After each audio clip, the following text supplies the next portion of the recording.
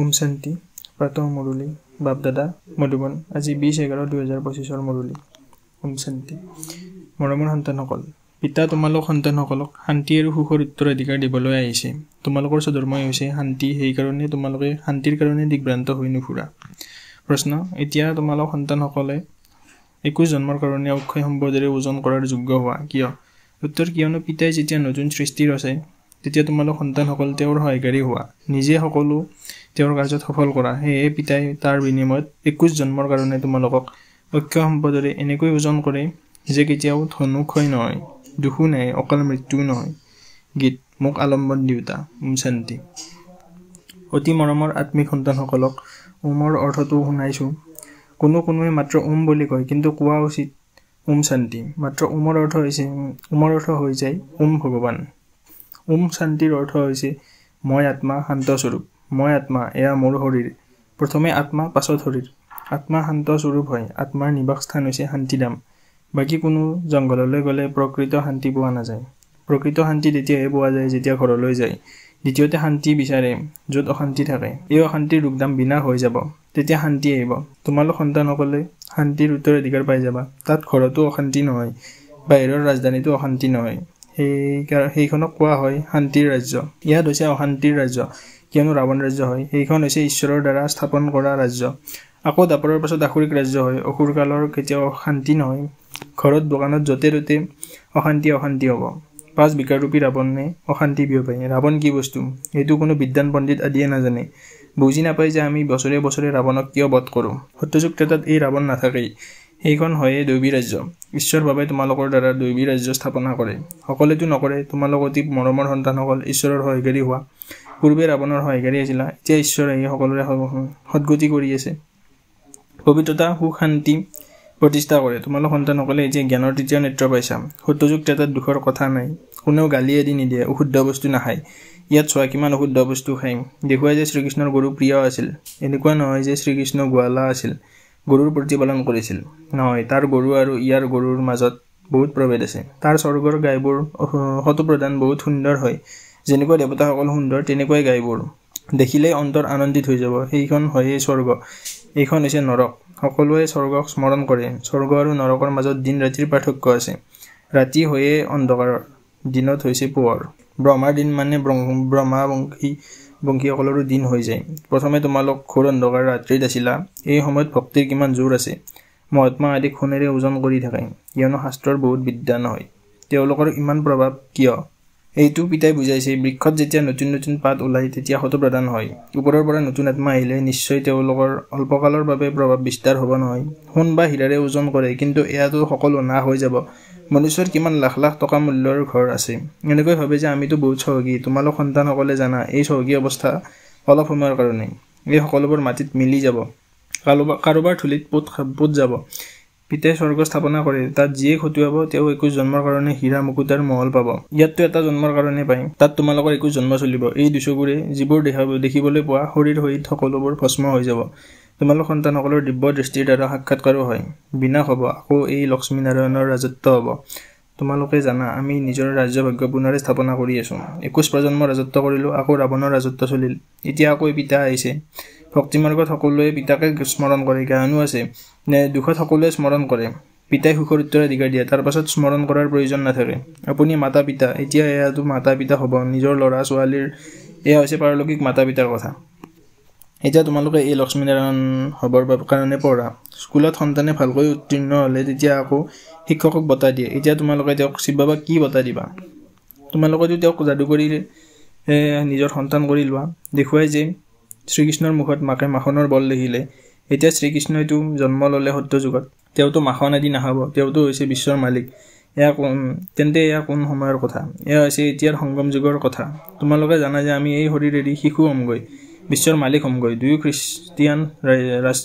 Christian ৰাষ্ট্ৰই পৰস্পৰ যুদ্ধ কৰে আৰু মাখন পোৱা তোমালোক সন্তানসকলে ৰাজ্যভাগ্য পোৱা নহয় যেনেকৈ তেওঁলোকে ভাৰতক যুদ্ধত লিপ্ত কৰাই খণ্ড কৰি মাখন নিজে খালে খ্ৰীষ্টানসকলৰ ৰাজধানী 3/4 আছিল পাছলৈ লাহে লাহে সংকোচন হৈ আহিল গোটেই বিশ্বত তোমালোকৰ বাহিৰে আন কোনো ৰাজত্ব কৰিব নোৱাৰে তোমালোক এতিয়া ঈশ্বৰীয় সন্তান হৈছা এতিয়া তোমালোক ব্ৰহ্মাণ্ডৰ মালিক আৰু বিশ্বৰ মালিক হোৱা বিশ্বত ব্ৰহ্মাণ্ড নাহে সূক্ষ্ম লোকতো ৰাজত্ব নাই। সত্যযুগ ত্ৰেতা এই চক্ৰ ইয়াত স্থূল লোকত চলে। ধ্যানত আত্মা কলৈকো নাযায়। আত্মা ওলাই গ'লে শৰীৰ শেষ হৈ যাব। এই সকলোবোৰ হৈছে সাক্ষাৎকাৰ। তন্ত্ৰ মন্ত্ৰৰ দ্বাৰা এনেকুৱা সাক্ষাৎকাৰ হয় যে ইয়াত বহি বিদেশৰ সংসদ আহি দেখা পাব পাৰে। বাবাৰ হাতত আকৌ আছে দিব্য দৃষ্টিৰ চাবি। তোমালোকে ইয়াত বহি লণ্ডন চাব পাৰা। সা সৰঞ্জাম আদি একো নাই যে কিনিবলগীয়া হ'ব। ড্ৰামা যি অনুসৰি সেই সময়ত সেয়া সাক্ষাৎকাৰ হয়, যি ড্ৰামাত পূৰ্বৰ পৰাই নিৰ্ধাৰিত হৈ আছে। যেনেকৈ দেখুৱাই ভগৱানে অৰ্জুনক সাক্ষাৎকাৰ কৰালে ড্ৰামা অনুসৰি তেওঁৰ সাক্ষাৎকাৰ হ'বলগীয়া আছিল, এয়াও নিৰ্ধাৰিত হৈ আছে। ইয়াত কাৰো মহানতাৰ কথা নাই। এই সকলোবোৰ ড্ৰামা অনুসৰি হয়। শ্ৰীকৃষ্ণ বিশ্ব ৰাজকুমাৰ হয়, অৰ্থাৎ মাখন লাভ কৰে। এইটো কোনেও নাজানে যে বিশ্ব কাক কোৱা হয়, ব্ৰহ্মাণ্ড কাক কোৱা হয়। ব্ৰহ্মাণ্ডত তোমালোক আত্মাসকলে নিবাস কৰা। সূক্ষ্ম লোকত অহা যোৱা সাক্ষাৎকাৰ আদি এই সময়ত চলে। আকৌ 5000 বছৰলৈ সূক্ষ্ম লোকৰ নাম নাথাকে। কোৱা হয় ব্ৰহ্মা দেৱতাই নমঃ, আকৌ কয় শিৱ পৰমাত্মাই নমঃ। তেন্তে সকলোতকৈ উচ্চ হৈ নগ'ল জানো? তেওঁক ভগৱান বুলি কোৱা হয়। সেই দেৱতাসকল হৈছে মনুষ্য, কিন্তু দৈৱী গুণধাৰী হয়। বাকী 4-8খন ভুজাধাৰী মনুষ্য নাথাকে। তাতো 2খন ভুজাধাৰী মনুষ্য থাকে, কিন্তু সম্পূৰ্ণ পবিত্ৰ। অপবিত্ৰতাৰ কথাই নাই। অকাল মৃত্যু কেতিয়াও নহয়। গতিকে তোমালোক সন্তানসকল বহুত আনন্দিত হৈ থাকিব লাগে। মই আত্মাই এই শৰীৰৰ দ্বাৰা পিতাকটো দেখা পাওঁ। দেখাটো শৰীৰকে পোৱা যায়, পৰমাত্মা অথবা আত্মাকটো দেখা পাব নোৱাৰি। আত্মা আৰু পৰমাত্মাক জানিবলগীয়া হয়, চাবলৈ আকৌ দিব্য দৃষ্টি পোৱা যায়। অন্য সকলোবোৰ বস্তু দিব্য দৃষ্টিৰে ডাঙৰকৈ দেখা পোৱা যাব। ৰাজধানী ডাঙৰকৈ দেখা পোৱা যাব। আত্মাটো হয়ে বিন্দুক দেখিলে তোমালোকে একো বুজি নাপাবা। আত্মাটো অতি সূক্ষ্ম। বহুত ডাঙৰ ডাক্তৰ আদিয়ে আত্মাক ধৰিবলৈ চেষ্টা কৰিছে, কিন্তু কোনেও গম নাপায়। তেওঁলোকেতো সোণ হীৰাৰে ওজন কৰে। তোমালোক জন্মান্তৰলৈ পদম্পতি হোৱা। তোমালোকৰ বাহ্যিক জাকজমকতা অলপো নাই। সাধাৰণ ৰীতিৰে এই ৰথত বহি পৰাই। তেওঁৰ নাম হৈছে ভাগীৰথ। এইখন হৈছে পতিত পুৰাণা ৰথ, য'ত পিতা আহি উচ্চতকৈ উচ্চ সেৱা কৰে। পিতাই কয়, মোৰতো নিজৰ শৰীৰ নাই, মই যিজন জ্ঞানৰ সাগৰ প্ৰেমৰ সাগৰ হওঁ, তেন্তে তোমালোকক উত্তৰাধিকাৰ কেনেকৈ দিওঁ? প্ৰেৰণেৰে পঢ়াম জানো? নিশ্চয় আহিব লাগিব নহয়। ভক্তিমাৰ্গত মোক পূজে। সকলোৰে প্ৰিয় হওঁ। গান্ধী নেহৰুৰ চিত্ৰ প্ৰিয় হয় নহয়, তেওঁলোকৰ শৰীৰক স্মৰণ কৰে। আত্মা যি অবিনাশী, সেই আত্মাটো গৈ অন্য জন্ম ল'লে। বাকী বিনাশী চিত্ৰক স্মৰণ কৰি থাকে। সেয়া ভূত পূজা নহ'ল জানো? সমাধি সাজি তাত ফুল আদি অৰ্পণ কৰে। এয়া হৈছে সোঁৱৰণি। শিৱৰ কিমান মন্দিৰ আছে। সকলোতকৈ শ্ৰেষ্ঠ স্মাৰক শিৱৰ হয় নহয়। সোমনাথ মন্দিৰৰ গায়ন আছে। মহম্মদ গজনবীয়ে আহি লুটিছিল। তোমালোকৰ ইমান ধন আছিল, পিতাই তোমালোক সন্তানসকলক ৰত্নৰে ওজন কৰে। নিজক ওজন নকৰোঁ। মই ইমান চহকী নহওঁ, তোমালোকক কৰি তোলোঁ। তেওঁলোককতো আজি ওজন কৰিলে কাইলৈ মৰি যাব। ধন কোনো কামত নাহিব। তোমালোককতো পিতাই অক্ষয় সম্পদেৰে এনেকৈ ওজন কৰে যি 21 জন্ম লগত থাকিব। যদি শ্ৰীমতত চলা তেন্তে তাত দুখৰ নাম নাথাকিব। কেতিয়াও অকাল মৃত্যু নহ'ব। মৃত্যুলৈ ভয় নকৰিবা। ইয়াত কিমান ভয় কৰে, কান্দে। তাত কিমান আনন্দিত হয় যে গৈ ৰাজকুমাৰ হ'মগৈ। যাদুকৰ সদাগৰ ৰত্নাকৰ এনেকৈ শিৱ পৰমাত্মাক কোৱা হয়। তোমালোককো সাক্ষাৎকাৰ কৰাই এনেকুৱা ৰাজকুমাৰ হ'বাগৈ। আজিকালি পিতাই সাক্ষাৎকাৰৰ ভূমিকা বন্ধ কৰি দিছে, লোকচান হৈ যায়। এতিয়া পিতাই জ্ঞানেৰে তোমালোকৰ সদ্গতি কৰে। তোমালোক প্ৰথমে যাবা সুখধামলৈ। এতিয়াতো হৈছে দুখধাম। তোমালোকে জানা যে আত্মাই জ্ঞান ধাৰণ কৰে। সেইকাৰণে পিতাই কয়, নিজক আত্মা বুলি বুজা। আত্মাতে ভাল বা বেয়া সংস্কাৰ থাকে। শৰীৰত থকাহেঁতেন শৰীৰৰ সৈতে সংস্কাৰ ভস্ম হৈ গ'লহেঁতেন। তোমালোকে কোৱা, শিৱ বাবা, মই আত্মাই এই শৰীৰৰ দ্বাৰা পঢ়োঁ। নতুন কথা নহয় জানো? আমাক আত্মাসকলক শিৱবাবে পঢ়ায়। দৃঢ়ভাৱে স্মৃতি ৰাখিবা। আমাৰ অৰ্থাৎ আত্মা, সকলো আত্মাৰ তেওঁৰ পিতা হয়, শিক্ষকো হয়। পিতাই নিজেই কয়, মোৰ নিজৰ শৰীৰ নাই, ময়ো আত্মা, কিন্তু মোক পৰমাত্মা বুলি কোৱা হয়। আত্মাই সকলোবোৰ কৰে, বাকী শৰীৰৰ নাম সলনি হয়। আত্মাটো আত্মাই হয়। মই পৰমাত্মাই তোমালোকৰ দৰে পুনৰ জন্ম নলওঁ। মোৰো ড্ৰামাত ভূমিকাই এনেকুৱা আছে যে মই এওঁৰ শৰীৰত প্ৰৱেশ কৰি তোমালোকক শুনাই আছোঁ। সেইবাবে এওঁক ভাগ্যশালী ৰথ বুলি কোৱা হয়। ইয়াক পুৰণা জোতা বুলিও কোৱা হয়। শিৱ বাবাইও পুৰণা দীঘল বুট পিন্ধিছে। পিতাই কয়, মোৰো ড্ৰামাত ভূমিকাই এনেকুৱা আছে যে মই এওঁৰ শৰীৰত প্ৰৱেশ কৰি তোমালোকক শুনাই আছোঁ। সেইবাবে এওঁক ভাগ্যশালী ৰথ বুলি কোৱা হয়। ইয়াক পুৰণা জোতা বুলি কোৱা হয়। শিৱ বাবাইও পুৰণা দীঘল বুট পিন্ধিছে। পিতাই কয়, মই এওঁৰ শৰীৰত বহুত জন্মৰ অন্তত প্ৰৱেশ কৰিছোঁ। পোনপ্ৰথমে এওঁ হয় ততোত্তম। তোমালোকৰ ক্ষেত্ৰতো একে কথা। বাবাই কয়, তোমালোকতো ডেকা, মোতকৈ বেছিকৈ পঢ়ি উচ্চ পদ পাব লাগে। কিন্তু মোৰ লগত বাবা আছে, গতিকে মোৰ ঘনে ঘনে তেওঁৰ স্মৃতি আহে। বাবাই মোৰ লগত শুৱেও, কিন্তু বাবাই মোক আঁকোৱালি ল'ব নোৱাৰে। তোমালোকক আঁকোৱালি লয়। তোমালোক ভাগ্যশালী হোৱা নহয়। শিৱ বাবাই যিটো শৰীৰ লোনত লৈছে, তোমালোকে তেওঁক আঁকোৱালি ল'ব পাৰা। মই কেনেকৈ লওঁ? মোৰতো এইটোও ভাগ্য নাই। সেইকাৰণে তোমালোক ভাগ্যশালী তৰা বুলি গায়ন কৰা হৈছে। সন্তান হ'লে ভাগ্যশালী হয়। পিতাই ধন সন্তানক দি দিয়ে, গতিকে তোমালোক ভাগ্যশালী তৰা হৈ গ'লা নহয়। শিৱ বাবাই কয়, তোমালোক মোতকৈ ভাগ্যশালী হোৱা। তোমালোকক পঢ়াই বিশ্বৰ মালিক কৰি তোলোঁ। মই হওঁ জানো? তোমালোক ব্ৰহ্মাণ্ডৰো মালিক হোৱা। বাকী মোৰ ওচৰত খুব বেছি দিব্য দৃষ্টিৰ চাবি আছে। মই জ্ঞানৰ সাগৰ হওঁ। তোমালোককো মাষ্টৰ জ্ঞান সাগৰ কৰি তোলো। তোমালোকে এই গোটেই চক্ৰক জানি চক্ৰৱৰ্তী মহাৰাজা মহাৰাণী হোৱা। মই হওঁ জানো? বৃদ্ধ অৱস্থা হ'লে সন্তানসকলক ইচ্ছাপত্ৰ কৰি দি নিজে বানপ্ৰস্থত গুচি যায়। আগতে এনেকুৱা হৈছিল।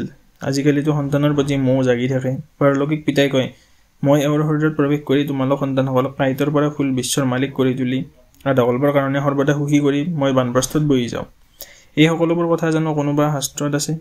সন্ন্যাসী উদাসী শিখ ধৰ্মৰ এটা সম্প্ৰদায় শাস্ত্ৰৰ কথা শুনাই। পিতাটো জ্ঞানৰ সাগৰ হয়। নিজেই কয়, এই বেদ শাস্ত্ৰ আদি সকলো ভক্তিমাৰ্গৰ সামগ্ৰী।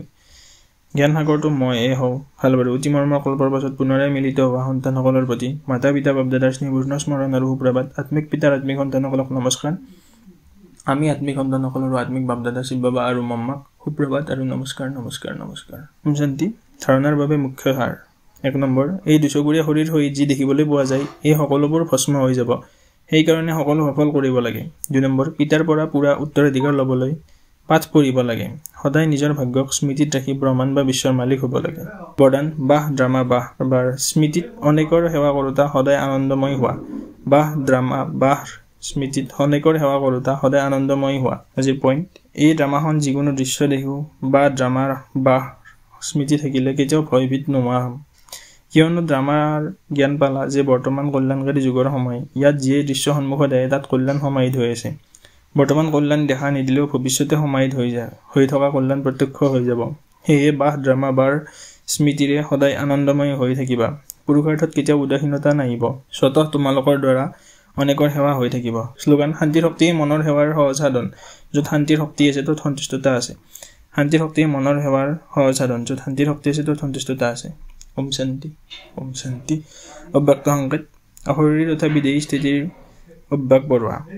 যিমানে অব্যক্ত লাইট স্বৰূপত স্থিৰ হৈ থাকিবা সিমানে শৰীৰৰ ঊৰ্ধত স্থিতিৰ অভ্যাস হোৱাৰ কাৰণে যদি 2-4 মিনিটো অশৰীৰী হৈ যোৱা তেন্তে বুজিবা 4 ঘণ্টা আৰাম কৰি ল'লা। এনেকুৱা সময় আহিব যে টোপনিৰ পৰিৱৰ্তে 4-5 মিনিট অশৰীৰী হৈ যাবা আৰু শৰীৰে আৰাম পাই যাব। লাইট স্বৰূপ স্মৃতি মজবুত কৰিলে হিচাপ নিকাচ নিষ্পত্তি কৰাটো লাইট ৰূপ হৈ যাবা। ওম শান্তি, ওম শান্তি, ওম শান্তি। ধন্যবাদ বাবা, ধন্যবাদ, ধন্যবাদ।